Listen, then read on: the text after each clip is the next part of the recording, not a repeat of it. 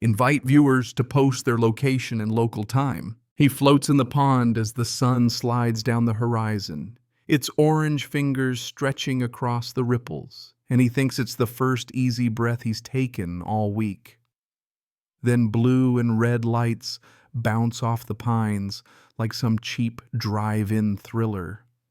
Deputy Harris steps out, awkward as a farmer at a ballet, muttering about a $1,000 fine for unauthorized water use. Behind him, Susan Blackwell stands with arms crossed, lips puckered in victory, like she's auditioning for the villain in a soap opera. The paper wilts in his wet hands. A ticket for swimming in his own pond. Historians still argue whether bureaucracies collapse from corruption or just from the sheer absurdity of paperwork, and here he feels that debate playing out in his yard. The ache hits him, not just the injustice, but the echo of loss. Emily, gone 3 years now, would have laughed at the sight of him dripping in cut-off shorts, holding a citation like a trophy from the world's dumbest contest. Instead, silence.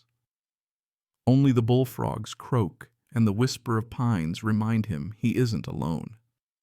He sips his coffee each morning from her faded cat print mug sitting on the dock his granddad built in '54 after coming home from the war, a dock that's weathered storms and teenagers sneaking beers. Granddad had dug this pond as therapy, each shovel of mud a step back toward sanity. Now Susan calls it unauthorized water use. The irony stings sharper than a wasp hiding in a soda can. Susan rolls into Tennessee from out west, nails polished so bright they could double as highway reflectors, and somehow convinces Riverside Estates she's their savior. She bulldozes oaks, builds cookie-cutter castles, then eyes his pond like it's her infinity pool. First, the pie's store-bought sweeter-than-motor oil, followed by sly offers to take that quaint cabin off his hands. He declines politely, but in Susan's world, politeness is weakness. Complaints follow his dock unsafe, his fish impure, his cabin too rustic. An inspector laughs and says his pond water's cleaner than the bottled stuff at the gas station. That just fuels her fire. She digs up some relic bylaw from the 1930s, twists it through friends she sold houses to, and suddenly his family's treasure has a legal leash around it. He stares at the fine knuckles trembling, and something shifts. It's not just anger. It's a slow-burning tectonic fury, the kind that makes mountains rise and rivers carve stone. Losing Emily taught him grief. Susan is teaching him war. And while she smirks in her SUV with top dog plates, he knows one thing for certain: she has no idea whose pond she's trying to steal. 2 weeks later, she arrives again, heels clicking across his gravel like a metronome of arrogance, towing along a man with the charisma of wet cardboard and a clipboard thick enough to choke a horse.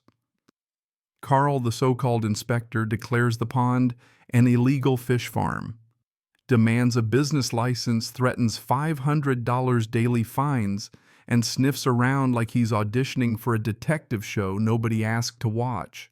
Susan hovers behind him, wearing that smile so plastic it could survive a dishwasher cycle. He keeps calm, produces his permits, but inside the furnace is stoking hotter.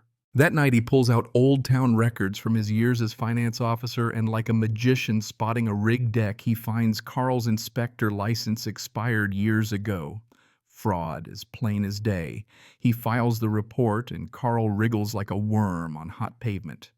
Susan counters with a $4,000 safety fee, backdated like rent on his own pond. It's theater of the absurd, but theater can cut both ways. Historians still argue whether revolutions spark from grand ideals or just folks fed up with bad management. For him, this battle ignites over one ridiculous invoice. He surveys his boundaries and discovers her prized estate spilled 20 feet onto state land. 3 houses, including her sister's, squat illegally. With the precision of a chess player who's been losing pawns too long, he files an anonymous tip. Forestry delivers violation notices totaling $60,000. The sound of Susan's fury when she storms his property, face crimson words slung like rotten tomatoes, is sweeter than bluegrass fiddles on a summer night.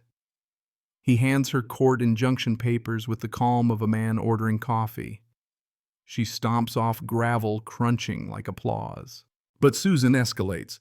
She drags a local news crew onto his land, waving concern about poisoned wells and endangered children. The cameras roll, expecting scandal. He dips a glass into the pond, drinks it slow, and smiles. The water's pure, certified by decades of clean tests. Then he presents a folder stacked with deeds dating back to 1890, plus photos of riverside estates creeping illegally into the floodplain. The reporter pivots, microphone turning like a weather vane in shifting wind. Susan stammers, her polished image unraveling thread by thread, and he unveils her past, a trail of communities in Nevada and Texas she left gutted by fines and foreclosure tricks. The broadcast makes her look less like top dog and more like cornered possum. Calls flood in from neighbors who've been silent, scared of retaliation. Suddenly, they want in a retired nurse with notes of Susan's bullying, an accountant with spreadsheets highlighting embezzlement, an engineer exposing drainage disasters. The tide is turning. He joins the HOA himself through a charter loophole. His land grants 35% voting rights. It's like bringing a cannon to a snowball fight. Susan still thinks she's untouchable, but every empire built on paper, pies, and plastic smiles eventually crumbles. He's not just defending a pond anymore, he's dismantling her kingdom brick by brick. The meeting explodes before it even begins. Susan tries to cram it into her garage, claiming security reasons, but the crowd of 25 homeowners pushes back, voting it into the community hall. She struts in late papers, clutched heels, stabbing linoleum like she's marking territory. She sneers, calls him an outsider, accuses him of forging lies. But the projector hums to life and the evidence speaks louder than any insult. Accountant Dave clicks through slides of embezzled funds. $90,000 siphoned into Susan's Florida condo, her beach selfies plastered beside repair invoices unpaid. Engineer Kim displays diagrams of drainage failures funneling sewage toward his pond, not from it. Retired nurse Martha reads diary entries of Susan's bullying threats over lawn chairs, fines for children's chalk drawings. Every testimony lands like hammer blows. Susan paces, face tightening, the mask cracking. He steps up last, holding thick binders of aliases, zoning maps, and fraudulent invoices. Calm, steady, the way he used to balance city budgets. He explains how she funneled HOA money to family businesses, $50,000 to her husband's yard crew for phantom work, $30,000 to a nephew's pool company, even payments to her own divorce lawyer hidden in legal fees. Historians still argue whether corruption rots from the top down or bubbles from the bottom up. But here in this fluorescent lit hall, it's clear one person's greed can poison an entire community. The prosecutor, seated quietly in the back, finally rises. Deputies flank Susan as he lists the charges: fraud, theft, witness tampering. She lunges for the microphone, shrieking conspiracy theories, but her heel slips. The deputies catch her mid-flail, snapping cuffs while the room erupts. Some gasp, some clap, others just sit stunned, realizing the reign of fear is finished. Outside, a U-Haul waits, stuffed with HOA equipment she'd tried to smuggle away. It's the last joke of the night, and even the stoic deputy chuckles. In the months that follow, the neighborhood reshapes itself. A new board is elected with transparency rules and rotating leadership. Fines are slashed by 40%. Kids fish off his dock again, barbecue smoke drifts over the water, and laughter replaces whispers of fear. The pond is renamed Emily's Haven, a memorial to the woman who kept him steady through storms he thought he couldn't survive. Susan gets 5 years, her assets seized, her name etched into Tennessee law as the cautionary tale behind new reform. Susan's law mandating HOA audits statewide. But when quiet returns and moonlight drapes the pond, he wonders, was he too ruthless, using her own weapons against her? Or was it simply justice, the kind his granddad would have respected? shovel in hand, building something lasting out of scarred ground. And so he sits on the dock, sipping from Emily's mug, watching ripples fade into silver glass, breathing easier at last. The story softens now, like dusk sliding into night, each detail slowing, stretching as though the air itself wants to soothe.